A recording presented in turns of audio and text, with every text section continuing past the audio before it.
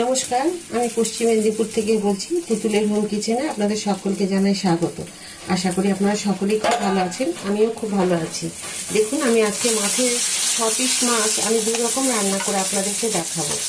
দুটো মাছের দু রকম স্বাদ হবে, দু রকম রান্না করছি। তো শেষ পর্যন্ত ভিডিওটা দেখবেন। টেনে দেখলে কিন্তু বুঝতে পারবেন না কোন মাছটা কিভাবে আমি রান্না করলাম, কি কি মশলা দিলাম। তো সাথে থাকুন। এখন আমি যেটা করব, টমেটো দিয়ে তার জন্য দিলাম প্রথমে একটু জিরে ফোড়ন।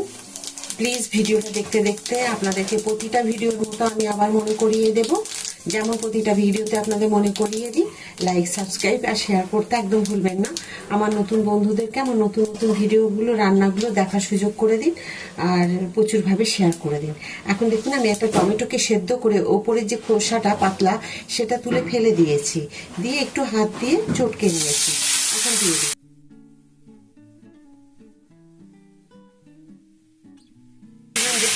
একটুখানি আদা গ্রেট করে রেখেছিলাম।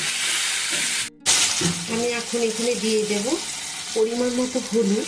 আর মাছগুলোকে আমি খুব সুন্দর করে লাল করে ভেজে রেখেছি, কেননা একটুখানি এটা মাছগুলোকে একটু কড়া ভেজে নিতে হবে।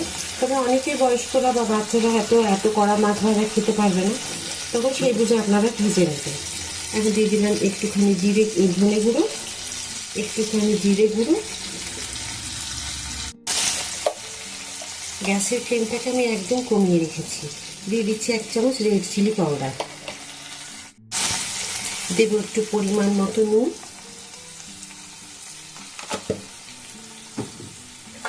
এখন এগুলোকে খুব সুন্দরভাবে আমি একটু কষিয়ে নেব। খুব বেশিক্ষণ কষাতে হবে না, কারণ এখানে কিন্তু কোনো রসুন পেঁয়াজের ব্যবহার নেই। তো মোটামুটি 2 মিনিট মতো মিডিয়াম ফ্লেমে একটুখানি এটাকে কষিয়ে নিলেই হবে। এই রান্নাটা কিন্তু একদম আপনারা অল্প তেলে কোনো অসুস্থ মানুষকে দিলেও চলবে। তবে হ্যাঁ, আরও এর মধ্যে কিন্তু জিরে গুঁড়ো, ধনে গুঁড়ো এগুলোকে যদি আমার মতো আপনারা বাড়িতে তৈরি করে নিতে পারেন খুবই ভালো হয়। আমি সবসময় বাড়িতে জিরে গুঁড়ো, ধনে গুঁড়ো এগুলোকে তৈরি করে নিই। একদিন আপনাদেরকে দিয়ে দেবো আমি কিভাবে করেছি জিরে আর ধনে গুঁড়ো, সেটা আপনাদেরকে একদিন ভিডিওটা আমি দেখিয়ে দেবো। এখন দিয়ে দেবো আমি একটু উষ্ণ গরম জল।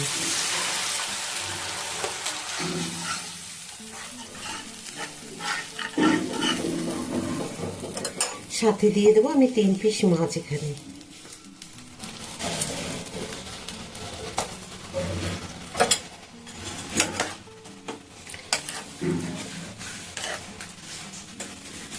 একটু ফুটে যাওয়ার পরে আমি এটাকে নামিয়ে নেব। আর এখানে দিয়ে দেবো কেটে রাখা 2টো কাঁচা লঙ্কা। গ্যাসের ফ্লেমটাকে আমি একটু হাই করে দিলাম। আমি একটুখানি দিয়ে দেবো কসুরি মেথি। আপনারা চাইলে ধনে পাতাও দিতে পারেন, ধনে পাতা দিলেও খুব ভালো লাগবে।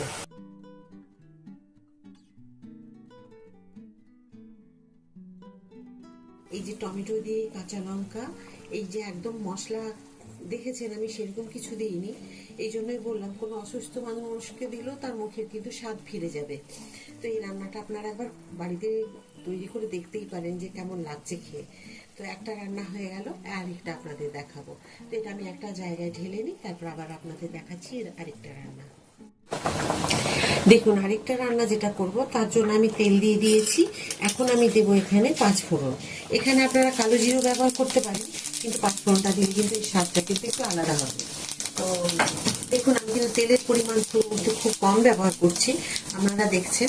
এবারে দিয়ে দেবো দেখুন একটা টমেটো।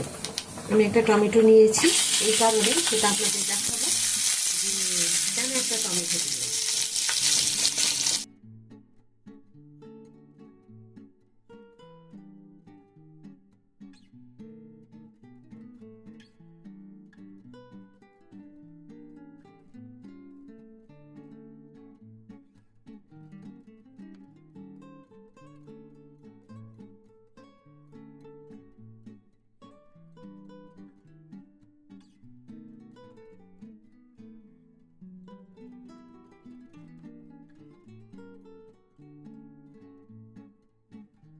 দেখুন, টমেটো ভাজাও হয়ে গেছে আর নরমও হয়ে গেছে। এখন এই যে মশলাটা আমি করেছি সেটা আপনাদের বলে দিই। এখানে আছে সাদা সর্ষে 1 চামচ, এই যে এখানে দেখছেন আমি দিয়ে দিই। আর দিয়েছি 1 চামচ পোস্ত, সামান্য অল্প একটুখানি 3 পিস মাছের জন্য হাফ ইঞ্চির থেকেও কম আদা, 2টো কাঁচা লঙ্কা, আর নিয়েছি অন্তত 3-4টে বীজের মতো বীজ ছাড়ানো তেঁতুল। আর এখানে দিয়েছি একটা টমেটো। এই কারণে তো তেঁতুলটা দেবেন, তাতে কি হবে, খুব সুন্দর একটা খেতে ভালো লাগবে। একটু টক টক, মানে খুব বেশিও টক না, আর অথচ হালকা লাগবে। তো এটা দিয়ে করুন একবার। এটা এই রান্নাটাও আপনাদেরকে একদম নতুন দেখালাম আমি, আশা করি ভালো লাগবে আপনাদের। তো এভাবে করে নিই। তেঁতুলটা দেওয়ার জন্য পোস্ত দিয়েছি, তা আরেকবার বলে দিই আমি। দিয়েছি একটু পোস্ত 1 চামচ, 1 চামচ সর্ষে, হাফ ইঞ্চির থেকেও অল্প একটুখানি আদা, কাঁচা লঙ্কা, আর দিয়েছি একটু তেঁতুল আর সাদা সর্ষে, আমি বলেছি হয়তো, যাই হোক আবার বলে দিলাম। তো এইগুলো দিয়ে আপনারা মিক্সিতে বা শিলে বেটে নেবেন, বেটে নিয়ে এটা করবেন। আর আমি ওই যে বললাম 4টে বীজের যেরকম সাইজের তেঁতুল হবে, বীজ ছাড়ানো, ওইটুকু তেঁতুল দিয়েছি। খুব যে টক হবে তা নয়। এতে কিন্তু মিষ্টির প্রয়োজন না দিলেও হবে, কিন্তু 2 দানা চিনি দিলে একটু ব্যালেন্সটা ভালো হবে। তো তার জন্য আমি 2 দানা চিনি দিয়ে দেবো। দেখুন একটু পরিমাণ মতো আমি যেটুকু হলুদ লাগবে সেই হলুদটুকু দিলাম। দেখুন এইটুকু চিনি একটু ব্যালেন্সটা ঠিক রাখার জন্য। এবার দেব এখানে জিরে আর ধনে গুঁড়ো অল্প একটুখানি, একটু জিরে দেবো, একটু ধনে গুঁড়ো।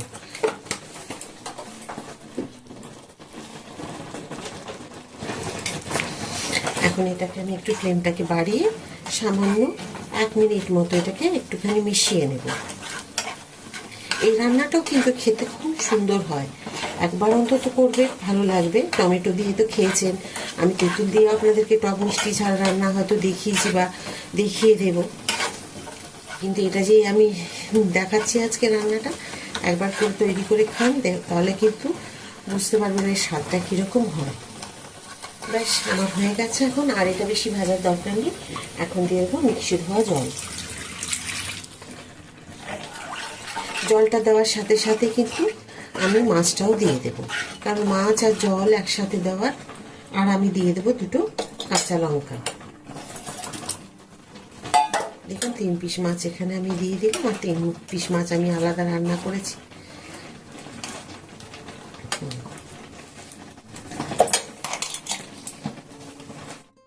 এখন আমি দিয়ে দিলাম, দেখুন 2টো লঙ্কাকে মাঝখানে কেটে, আর দিয়ে দেবো একটুখানি সর্ষের তেল। ব্যাস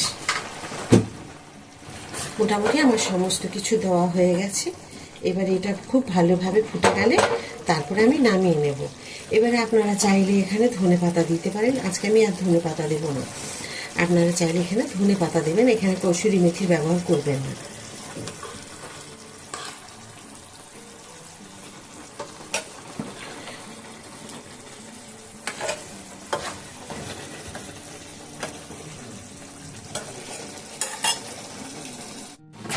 দেখুন আমি 2টো রান্নাই করে নিয়েছি। এটা করেছি দেখেছেন আমি যে আদা টমেটো দিয়ে করলাম, লঙ্কা, আর এখানে দিয়েছি দেখুন আমি সর্ষে পোস্ত যেটা দিয়ে করেছি সেটা।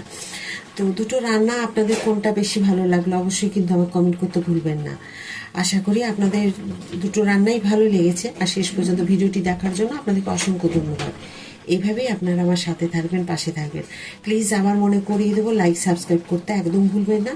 আর প্রচুরভাবে আমার ভিডিওটা শেয়ার করে দিন, যাতে আমি আবার নতুন নতুন ভিডিও নিয়ে আপনাদের কাছে চলে আসতে পারি। তো চলুন আরেকটা নতুন ভিডিওতে নতুন রান্না নিয়ে আপনাদের কাছে আমি চলে আসবো। সবাই খুব ভালো থাকুন। এই বলে আজকের ভিডিওটা আমি এখানে শেষ করছি। নমস্কার।